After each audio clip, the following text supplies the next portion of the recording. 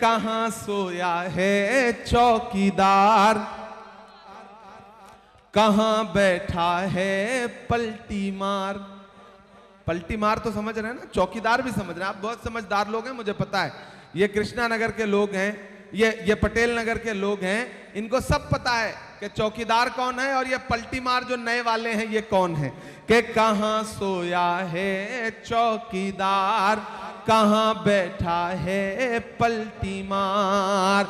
जनता के असली मुद्दों से दोनों हुए फरार, कहां बैठा है पलटी मार, कहां सोया है चौकीदार। के चाय बेचने वाला पूरा भारत बेच रहा है, इसी काम में हासिल उन्हें महारत बेच रहा है। कि रेल बिक गई, तेल बिक गया, बिका हवाई अड्डा, सब कुछ बिकता देख के खुश हैं अपने जेपी नड्डा। कि यहां के छोटे वाले बड़े जुझारू बेच रहे थे। यहाँ के जो छोटे वाले हैं समझ रहे हैं ना, मैं नाम नहीं लूंगा, नहीं आप जान जाएंगे कि मैं अरविंद केजरीवाल की बात कर रहा हूं। कि यहाँ के छोटे वाले बड़े जुझारू बेच रहे थे, मौका मिला तो खुलकर साहब दारू बेच रहे थे। कि दिल्ली राज्य की बर्बादी के दोनों जिम्मेदार, कहां सोया है चौकीदार, कहां बैठा है चौकीदार। मैं तुम्हें अपने उसूलों की कसम देता हूं, मुझको मजहब के तराजू में न तौला जाए। मैंने इंसान ही रहने की कसम खाई है, मुझको हिंदू या मुसलमान न समझा जाए। चीज जान लीजिए कि कृष्णा तीरथ जी को मैं कई वर्षों से जानता हूं, पूरी कांग्रेस पार्टी इनका बड़ा सम्मान करती है। ये आपके बीच में बहुत आसानी से उपलब्ध हैं, लेकिन ये बहुत बड़ी नेता हैं, लगा सका ना कोई उसके कद का अंदाजा। वो आसमां है मगर सर झुका के चलता है। कृष्णा तीरथ जी अपने आप में एक बहुत बड़ी शख्सियत हैं, बहुत बड़ी नेता हैं कांग्रेस पार्टी की।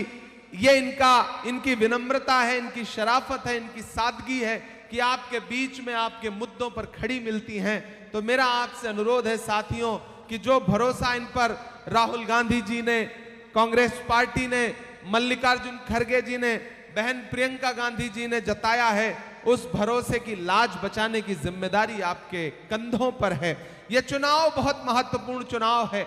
याद करो साथियों कि जब हाथरस में एक दलित बिटिया के साथ बलात्कार हुआ और रात के 2 बजे उसकी लाश को बिना परिवार की मर्जी के जला दिया गया, तो कोई अरविंद केजरीवाल अपने घर से बाहर नहीं निकला, कोई नरेंद्र मोदी जी अपने घर से बाहर नहीं निकले। उस दलित परिवार से, उस बिटिया से मिलने के लिए, उसके परिवार के आंसू पोंछने के लिए कौन गया? राहुल गांधी जी गए, प्रियंका गांधी जी गए। याद करो जब मणिपुर में बिना कपड़ों के बेटियों को परेड कराया गया, घुमाया गया हजारों की भीड़ ने, तब कोई अरविंद केजरीवाल नहीं निकला, कोई नरेंद्र मोदी जी नहीं निकले। कौन निकला? राहुल गांधी निकले और मणिपुर जाकर के उन परिवारों को अपने सीने से लगा के उनके आंसू पोंछने का काम किया।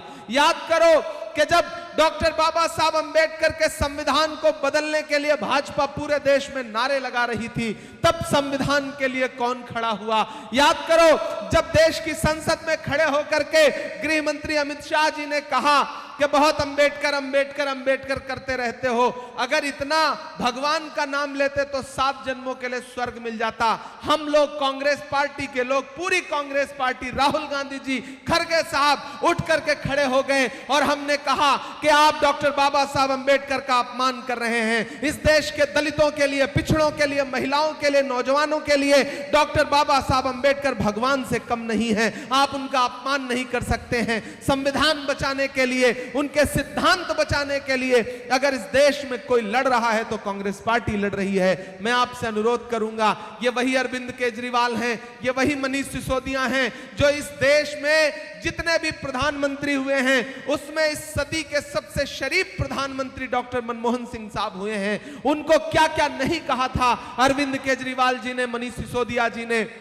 और देखिए प्रकृति कैसे न्याय करती है, ऊपर वाला कैसे इंसाफ करता है।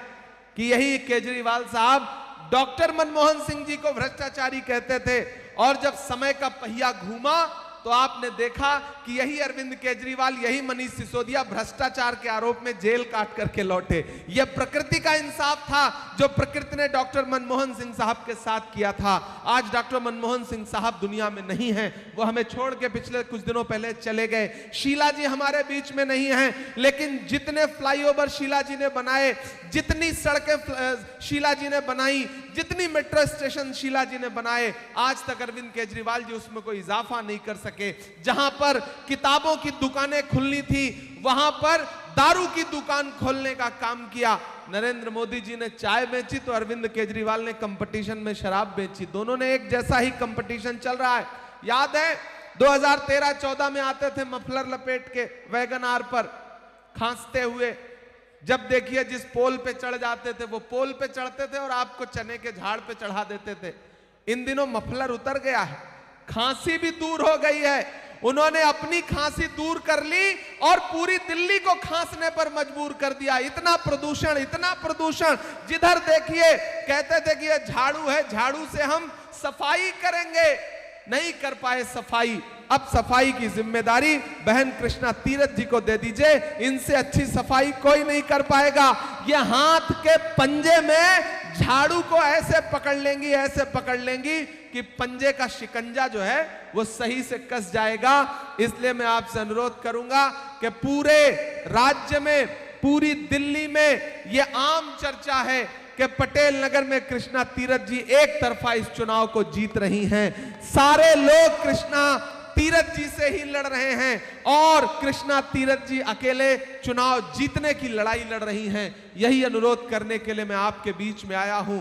यहां उत्तर प्रदेश के, बिहार के, पूर्वांचल के बहुत साथी रहते हैं। मैं आपका अपना हूं, आपका बेटा हूं, आपका भाई हूं। तो मेरा आपसे अनुरोध है कि बहन कृष्णा जी के लिए मैं अपनी झोली फैला के आपके बीच में खड़ा हूं।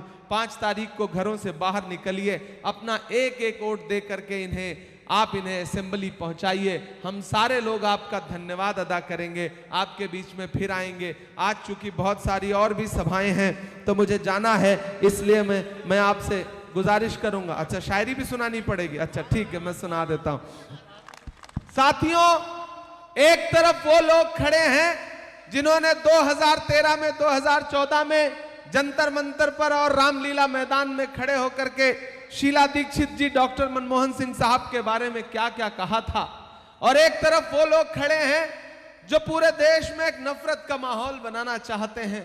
लेकिन कांग्रेस पार्टी इस देश में लोकतंत्र को बचाने की और डॉक्टर बाबा साहब अंबेडकर के संविधान को बचाने की लड़ाई लड़ रही है। इस लड़ाई में आपका महत्वपूर्ण योगदान यह है कि आप बहन कृष्णा तीरथ जी के लिए 5 तारीख को अपने घरों से बाहर निकलें, इन्हें हाथ के पंजे के सामने वाला बटन दबा करके जिताएं।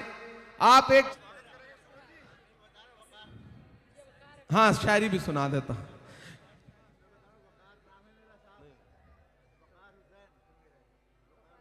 जी वकार साहब, मुझे कहा गया है कि वो एक शायरी सुना दीजिए, बिना सुनाए जाएंगे तो ठीक नहीं होगा। तो अब इनका आदेश है तो कैसे टाल सकता हूं।